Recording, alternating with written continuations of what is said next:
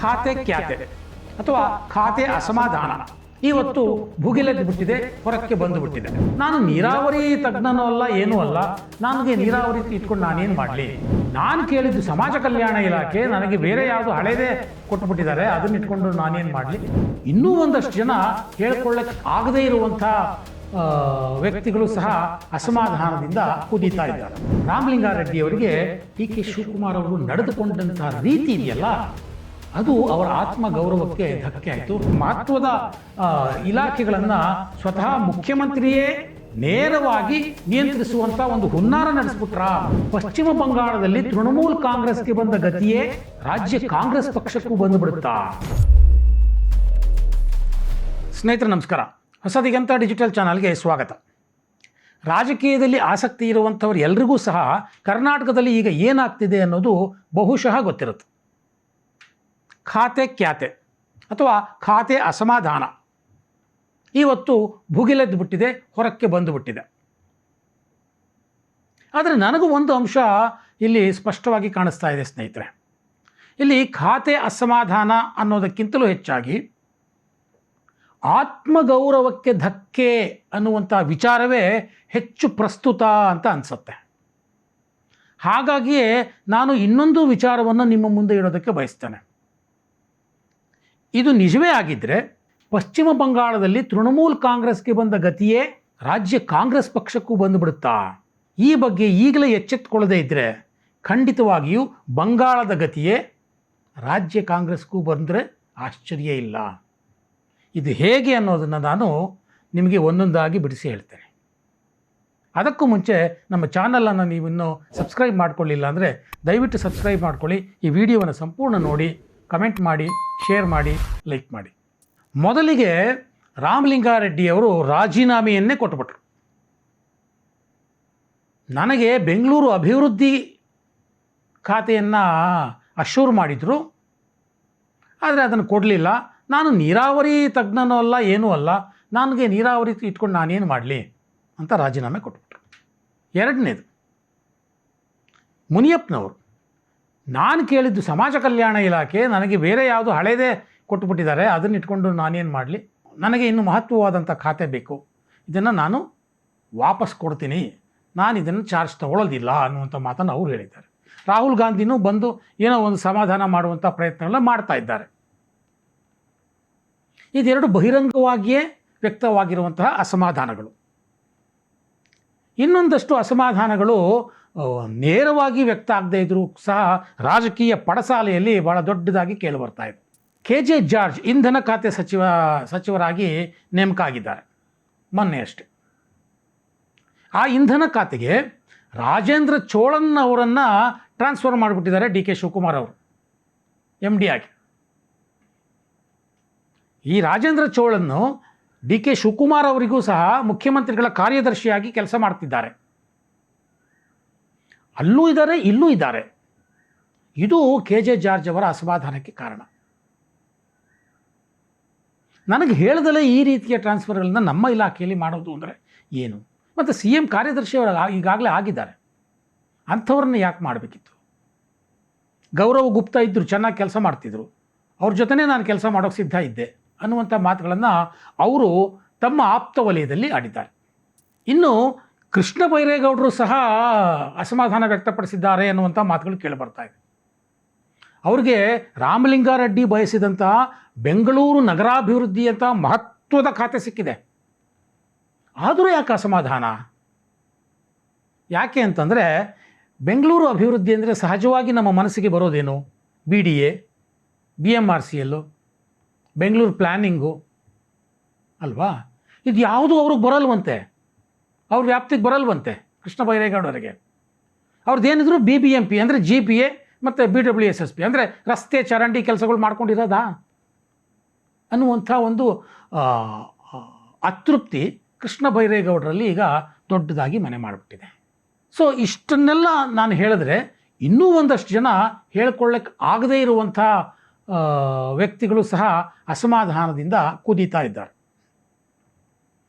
ನಾನು ಇಷ್ಟು 4 ವ್ಯಕ್ತಿಗಳ ಹೆಸರನ್ನು ಹೇಳಿದ್ನಲ್ಲ, ಇವರು ಪಕ್ಕಾ ಕಾಂಗ್ರೆಸ್ನ ನಿಷ್ಠ ಕಾರ್ಯಕರ್ತರು, ಕಟ್ಟಾಳುಗಳು, ಸ್ಪಷ್ಟ ಮಾತುಗಳಲ್ಲಿ ಖಾತೆ ಹಂಚಿಕೆಯ ಅನಿವಾರ್ಯತೆಯನ್ನು ಬಿಡಿಸಿ ಹೇಳಿದರೆ ಒಪ್ಪಿಕೊಳ್ಳುವಂಥವರು.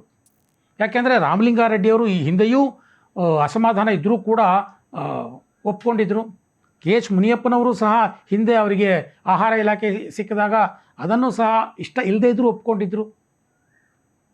ಕೆ ಜೆ ಜಾರ್ಜ್ ಸಹಜವಾಗಿ ಅವರು ಹೈಕಮಾಂಡ್ನ ನಿಷ್ಠಾವಂತ ಕಾರ್ಯಕರ್ತ, ಸೋನಿಯಾ ಗಾಂಧಿಯವರಿಗೆ ಆಪ್ತರು.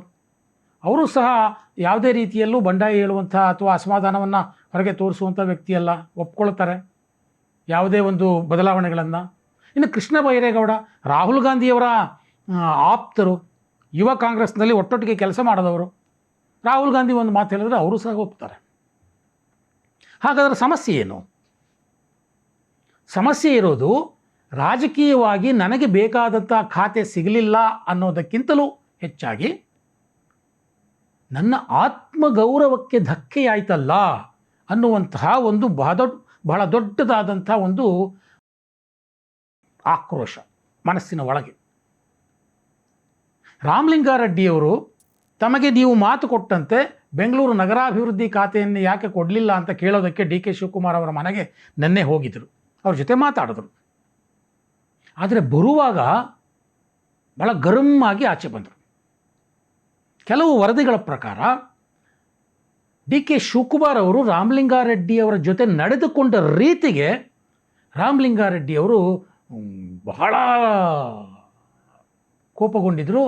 ಹಾಗಾಗಿ ಇಲ್ಲಿ ಖಾತೆ ಬದಲಾವಣೆಗಿಂತ ರಾಮಲಿಂಗಾರೆಡ್ಡಿಯವರಿಗೆ ಡಿ ಕೆ ಶಿವಕುಮಾರ್ ಅವರು ನಡೆದುಕೊಂಡಂಥ ರೀತಿ ಇದೆಯಲ್ಲ, ಅದು ಅವರ ಆತ್ಮಗೌರವಕ್ಕೆ ಧಕ್ಕೆ ಆಯಿತು.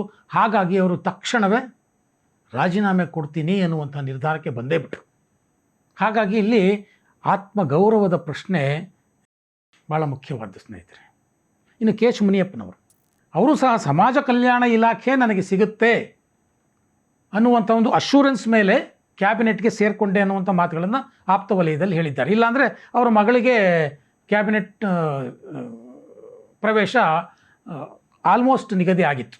ಸೊ ಆದರೂ ಅವರಿಗೆ ಸಮಾಜ ಕಲ್ಯಾಣ ಇಲಾಖೆ ಸಿಗಲಿಲ್ಲ, ಅವ್ರಿಗೆ ಅಸಮಾಧಾನ ಇದೆ. ಇಲ್ಲಿ ಇನ್ನೊಂದು ವಿಚಾರ ಈಗ ಪ್ರಸ್ತಾಪ ಆಗ್ತಾ ಇದೆ.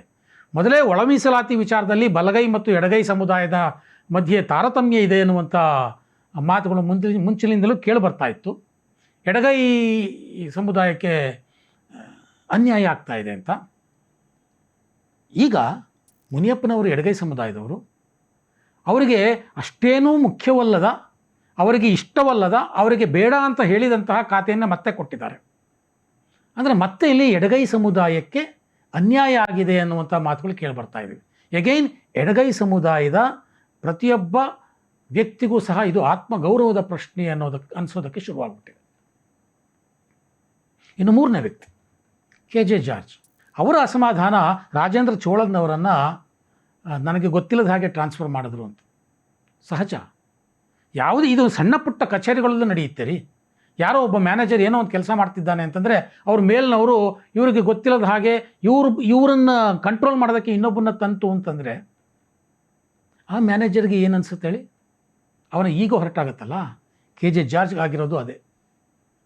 ಅವರ ಪ್ರಕಾರ ಡಿ ಕೆ ಶಿವಕುಮಾರ್ ಅವರು ತಾವು ಮುಖ್ಯಮಂತ್ರಿ ಅಷ್ಟೇ ಅಲ್ಲ, ಇಂಧನ ಇಲಾಖೆಯನ್ನು ಇಂಡೈರೆಕ್ಟಾಗಿ ಈ ಅಧಿಕಾರಿಯ ಮುಖಾಂತರ ನಿಯಂತ್ರಿಸುವುದಕ್ಕೆ ಪ್ರಯತ್ನ ಪಡ್ತಿದ್ದಾರೆ. ನನಗೆಲ್ಲಿ ಮತ್ತೆ ಸ್ವಾತಂತ್ರ್ಯ ನನ್ನ ಇಲಾಖೆಯನ್ನು ನೋಡ್ಕೊಳ್ಳೋದಕ್ಕೆ? ನನ್ನ ಸಾಮರ್ಥ್ಯಕ್ಕೆ ಬೆಲೆಯಲ್ಲಿ? ಈ ರೀತಿಯಲ್ಲಿ ಕೆ ಜೆ ಜಾರ್ಜ್ ಅವರ ಆತ್ಮಗೌರವಕ್ಕೂ ಧಕ್ಕೆ ಆಯಿತು. ಇನ್ನು ಕೃಷ್ಣ ಬೈರೇಗೌಡರು, ನಾನು ಆಗಲೇ ಹೇಳೋದಾಗೆ BBMP ಅಂದರೆ GBA ಮತ್ತು BWSSB ಬಿಟ್ಟರೆ ಉಳಿದಿದ್ದೆಲ್ಲ ಡಿ ಕೆ ಶಿವಕುಮಾರ್ ಅವರೇ ಸದ್ಯಕ್ಕೆ ಇಟ್ಕೊಂಡಿದ್ದಾರೆ. ಮುಂದೆ ಯಾರು ಕೊಡ್ತಾರೋ ಗೊತ್ತಿಲ್ಲ. ಅಂದರೆ ಬೆಂಗಳೂರು ನಗರಾಭಿವೃದ್ಧಿ ಅಂತಂದರೆ ಬರೀ ರಸ್ತೆ ಮತ್ತು ಚರಂಡಿ ಅಷ್ಟೇನಾ? ಕುಡಿಯೋ ನೀರು ಅಷ್ಟೇನಾ? PDA, BMRCL, ಬೆಂಗಳೂರು ಪ್ಲಾನಿಂಗ್ ಅಂತ ಮಹತ್ವದ ಇಲಾಖೆಗಳನ್ನು ಸ್ವತಃ ಮುಖ್ಯಮಂತ್ರಿಯೇ ನೇರವಾಗಿ ನಿಯಂತ್ರಿಸುವಂಥ ಒಂದು ಹುನ್ನಾರ ನಡೆಸ್ಬಿಟ್ರಾ ಅನ್ನುವಂಥ ಒಂದು ಅನುಮಾನ ಬಹುಶಃ ಕೃಷ್ಣ ಬೈರೇಗೌಡರಿಗೂ ಶುರುವಾಗಿರಬೇಕು. ಅಂಥ ಸಂಪತ್ತಿಗೆ ನನಗೆ ಈ ಇಲಾಖೆ ಯಾಕೆ ಬೇಕ್ರಿ? ಈ ಮಂತ್ರಿಗಿರಿ ಯಾಕೆ ಬೇಕು? ಇತ್ಲಾಗ ಕೊಟ್ಟಂಗೆ ಮಾಡಿ ಅತ್ಲಾಗ ಎಲ್ಲವೂ ನನ್ನ ಕೈ ಕಟ್ಟು ಹಾಕಿದ್ರೆ ನಾನು ಯಾಕೆ ಕೆಲಸ ಮಾಡಬೇಕು? ನನ್ನ ಆತ್ಮಗೌರವಕ್ಕೆ ಇದರಿಂದ ಧಕ್ಕೆ ಆಗಲ್ವಾ ಅಂತ ಅವ್ರಿಗೂ ಬಹುಶಃ ಅನಿಸಿದೆ. ಹಾಗಾಗಿ ಅವರು ಅವರ ಆಪ್ತ ವಲಯದಲ್ಲಿ ಇದನ್ನು ಹೇಳ್ಕೊಂಡಿದ್ದಾರೆ. ಸೊ ಇಲ್ಲಿ ನಾನು ಒಂದೊಂದಾಗಿ ಹೇಳ್ತಾ ಹೋದ್ನಲ್ಲ, ಇವೆಲ್ಲವೂ ಸಹ ಆತ್ಮಗೌರವಕ್ಕೆ ಚ್ಯುತಿ ಬಂದಂತಹ ಪ್ರಕರಣಗಳೇ. ನಾನು ಆರಂಭದಲ್ಲೇ ಹೇಳಿದೆ, ಬಂಗಾಳದಂಥ ಸ್ಥಿತಿ ರಾಜ್ಯ ಕಾಂಗ್ರೆಸ್ಗೂ ಬರಬಹುದು ಅಂತ. ಯಾಕೆಂದರೆ ಅಲ್ಲೂ ತೃಣಮೂಲ್ ಕಾಂಗ್ರೆಸ್ ಮಾಡಿದ್ದು ಇದನ್ನೇ. ಮಮತಾ ಬ್ಯಾನರ್ಜಿಯ ಸೋದರಳಿಯ ಅಭಿಷೇಕ್ ಬ್ಯಾನರ್ಜಿ ಎಲ್ಲ ಹಿರಿಯ ನಾಯಕರನ್ನು ಅವಮಾನ ಮಾಡಿದ್ರು, ನೆಗ್ಲೆಕ್ಟ್ ಮಾಡಿದರು, ಡೋಂಟ್ ಕೇರ್ ಅನ್ನುವಂಥ ರೀತಿಯಲ್ಲಿ ಅವ್ರ ಜೊತೆ ವರ್ತಿಸಿದರು. ವಿಧಾನಸಭೆ ಚುನಾವಣೆ ಇನ್ನು 2 ವರ್ಷಗಳಿದೆ ಅನ್ನುವಾಗಲೇ ಅಲ್ಲಿ ಅಸಮಾಧಾನ ಭುಗಿಲೆದ್ದಿತ್ತು.